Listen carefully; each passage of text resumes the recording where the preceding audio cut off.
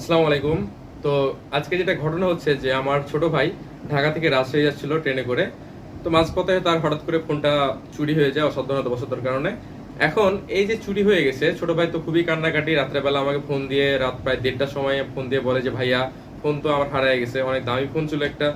তো এখন কি ব্যবস্থা করা যায়? পরে আমি তো খোঁজ খবর নিলাম কি করা যায়। তো দেখা গেল কি জিডি করা লাগবে।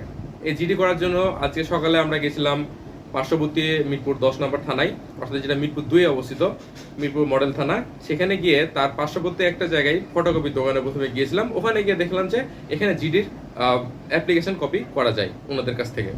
তো আমি আরো কিছু ঘটনা শুনলাম যে এখানে যদি আমরা অ্যাপ্লিকেশনটা কপি করে ফেলি তাহলে থানায় গিয়ে এটা দেওয়া খুব সহজ হবে। এই জন্য আমরা সেখানে 200 টাকা দিয়ে জিডি অ্যাপ্লিকেন্ট কপি তাদের কাছ থেকে তাদের মাধ্যমে বের করে ফেললাম। এই বের করতে গিয়ে আপনার যেখানে প্রথমে লাগবে আপনার একটা আইএমইআই নাম্বার, যেটা আপনি মোবাইলে সার্চ দিলে পাবেন। আপনার মোবাইলের আইএমইআই নাম্বার, এটা সব থেকে ইম্পর্টেন্ট। এরপরে যেটা লাগবে আপনার একটা এনআইডি কার্ড নাম্বার, এবং একই সাথে আপনার কোথায় আপনি বসবাস করেন, কিভাবে হারিয়েছে, কোথায় হারিয়েছে, এটা আপনি বলে দিবেন সে ঘটনাটা। এরপরে এই যে আপনার একটা কপি দিয়ে দিল তারা, এই কপিটা আপনি নিয়ে যাবেন থানায়, নিকটস্থ থানায় নিয়ে গেলে সেখানে শুধু জমা দিবেন।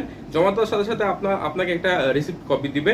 সেই কপিতে লেখা থাকবে যে কোন ওসির সাথে আপনাকে পরবর্তী 7 দিনের মধ্যে কথা বলতে হবে, এবং ওই নাম্বারে আপনি 7 দিন পর যোগাযোগ করবেন।